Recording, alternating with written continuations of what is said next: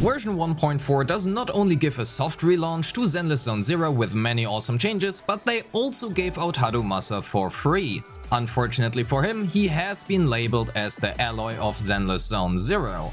And fortunately, that is not the case. He is, to be fair, not super great, but he is not too bad either. He ranks just slightly lower than premium characters such as Alan or Sujuan, which make him a viable choice if you like his playstyle. That out of the way, let's cover his kit and how he plays, his best weapons, disdrives and disdrive sets, his main and substats, his team combos and Mindscapes, and lastly, let's also talk about his pros and cons. Welcome, I am Rivenous and this is your complete guide to Asaba Harumasa.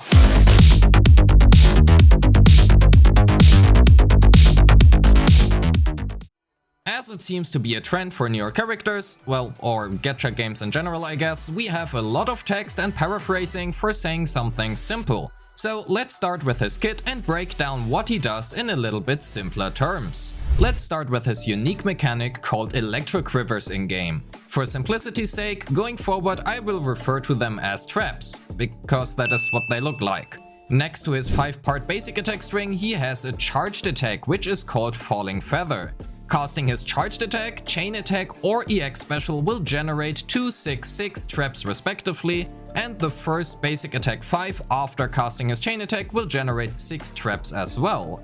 Furthermore, every time an attribute anomaly, so burn, freeze, etc. is triggered, we will get 6 more. When 6 traps are on the field, casting and hitting an enemy with his charged attack will have these traps explode and mark an enemy with Electro Prison. This mark, or Electro Prison, is also referred to as X-Mark in-game, and I will do so too going forward. Casting his charged attack against a stunned enemy or an enemy which is under influence of an attribute anomaly will also generate 2 stacks, which means we can have a maximum of 8 stacks of an X-Mark on any enemy. While an enemy is X-marked, Harumasa's dash attack is transformed into an enhanced version and he can perform up to 3 different slashes. Each dash attack consumes 2 marks, and unfortunately for us, the game does not really give us any information about how many stacks are left. Regardless, after dash attacking once, pressing the basic attack button will actually perform a dash attack too, so with 8 marks on an enemy, we can cast 4 dash attacks. It is important to note that we can pre-summon traps while an enemy is already X-marked. This becomes important later on during his rotation, as it allows us to get at least 12 dash attacks into a single stun window, and getting less than that actually really hurts his damage quite a lot. Let's finish the rest of his kit and we will skip through it, as he plays similar to Sujuan, where he wants to take the field mainly during the enemy stun window and not so much outside of it. His basic attacks are a mix of melee and ranged attacks, and outside of his basic 4 and 5, we will not actually use it. His dodge will rarely come into play as the enemy is stunned while he is on field, at least most of the time, but his enhanced dash attacks are part of his dodge, so we will level it with priority regardless. His assist follow-up exists and his chain attack provides us with 6 traps as previously mentioned. His ultimate does damage and that's about it, at least if you do not have his Mindscape 4. For his core skill, it provides a free 25% crit rate to his enhanced dash attacks and up to 72% crit damage. 12% stacking up to 6 times every time his enhanced dash attacks crit, and each skill will hit 3 times. Which also means, while crit rate is important for him, his core skill Ascensions offer us a free 14.4 crit rate as well, and we will not really have problems hitting the 75% crit rate cap.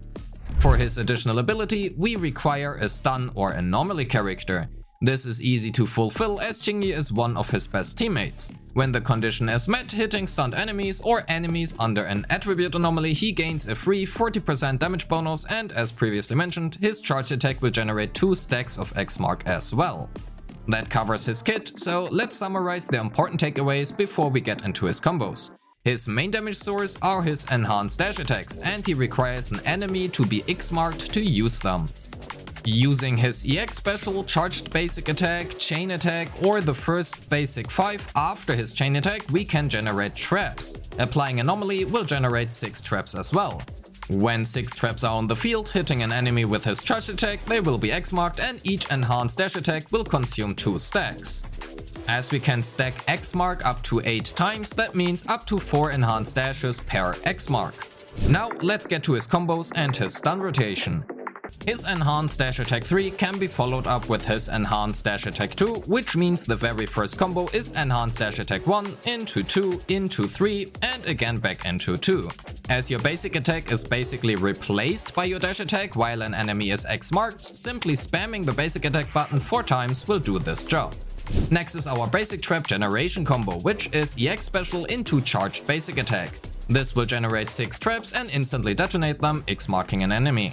His enhanced dash attack 2 and 3 can also both be followed up with his basic 4 and 5, so our next combo would be enhanced dash attack 2 or 3 into basic 4 and 5 into charged basic attack. This again will generate 6 traps and detonate them, X marking an enemy, at least if we use this after our chain attack. Taking all of these combos together, we can get our 12 dash attack per stun window rotation. I want to preface this by saying that I assume 6 traps are already on the field due to a previously procced anomaly effect or an EX special which you have cast previously, and it is realistic to assume from playtesting. Charged basic attack into enhanced dash attack 1, into chain, into enhanced dash attack 1, 2 and 3, into charged attack, into enhanced dash attack 1, 2, 3 and back to enhanced dash attack 2, into basic 4 and 5 or an AX special depending on your choice, into charged attack, into enhanced dash attack 1, 2, 3 and 2 and lastly into ultimate. Whether you choose to use his EX special or basic 4 and 5 do not really matter too much, so you can choose depending on your current energy. You can also cast his ultimate a little bit earlier. One important thing to note is that his charged attack does not count as a heavy attack and hence cannot trigger the stun window. This actually does work in our favor here. That so far covers his combos, so now let's have a look at his damage distribution, and from that we will know his skill priority. Core skill and dodge into ultimate, into special and basics, into assist. Again, the dash attack is part of the dodge talent, which is why we prioritize it here. Before we talk about his weapons, I want to quickly remind you that 82% of you are not subscribed and dang, that's actually a lot more than I thought. Anyway, hence it is likely you are not too, and these videos take a long time to make, so if you find this video helpful, please subscribe for more Zenless on Zero content and don't forget to like the video. Also, we have a Discord server with a lot of helpful and nice people over there, and we also have cute red panda emotes, such as our new Burners and Lucy red pandas. Anyway, let's talk about his weapons.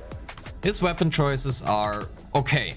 His signature is his best in slot, well outside of an R5 Brimstone, which quite frankly most people will not have. If you have an R1 Brimstone, we can reasonably assume 6, possibly even 8 stacks for most of his rotation, so that would be his next best choice. For the free-to-play players, the new event weapon Marcato Desire is his best choice, closely followed by an R5 Starlight and Drill Rig, and in last place comes the Battle Pass weapon at R5 and the Gilded Blossom event weapon. For his sets, a 4-piece Thunder Metal paired with a 2-piece Hormone or a 2-piece Woodpecker are great choices, but if you can maintain Woodpecker stack uptime, a 4-piece Woodpecker would work as well. For his main stats, they honestly depend a lot on his weapon. For his signature, a layout of attack percent in slot 4, electric damage percent in slot 5 and again attack percent in slot 6 are the best choice, closely followed by crit damage in slot 4 and a triple attack percent layout. Crit rate in slot 4 works as well, however this is first and foremost a question of whether or not you can reach the 75% crit rate breakpoint, and secondly you would need a lot of attack percent and crit damage substats to make up for it. For his other weapons I recommend the following, as you can see on screen right now. Small spoiler, as we will see later, Nicole is a fantastic teammate for Harumasa, and at M6 Nicole can provide 15% crit rate, which makes crit rate in slot 4 much worse of a choice. For his substats, crit rate until 75%, then crit damage and attack percent into flat attack and flat pen are his best choices. Next up are his teams, so let's talk about them. Rina, Nicole and Cesar are fantastic supports for Harumasa, but Sukaku works as well, and Ambi works great as a budget solution for Chingy. Koledar can also be slotted into basically any team, so pairing Harumasa with Koledar and Lucy works as well. If you really wanna try to make Harumasa work with burners, Cesar is a good supportive pick here. However, I personally would much rather pair him with an on-field stunner, as he really does not do too much outside of the stun window and Chingy fits his role perfectly. Before we get to his pros and cons, let's also talk about his Mindscapes. Please don't skip them, I know only like 10% of you watch them, but you know, they also take time. I found them to be about as mid as one can imagine. His Mindscape 1 increases his maximum Xmark stacks from 8 to 14 and fires 2 additional bombs when detonating the traps. This is all cool and stuff, but unless we can fit more than 12 dash attacks into his stun window, it unfortunately does not really do too much for him. Technically, if paired with a unit like Lighter to increase the stun duration, we can fit in a few more dash attacks, in which case this could become better than what is shown here. His Mindscape 2 changes his rotation again, as we now want to cast his ultimate earlier to have a full uptime on the additional 50% damage bonus we can get for his enhanced dash attacks. This results in a usable, but nothing out of the world Mindscape either. His M3 and M5 are, well, just as with Miyabi, not too shabby for being M3 and M5 Mindscapes, but they are not great either. His M4 is a simple quality of life, and that's honestly about it. His Mindscape 6 grants 15% Electro-Res Ignore, and paired with 2 detonations of the new electromagnetic explosion per rotation, we can expect a good increase in damage. Overall, his Mindscapes are reflecting his personal state pretty well, nothing great but not useless either.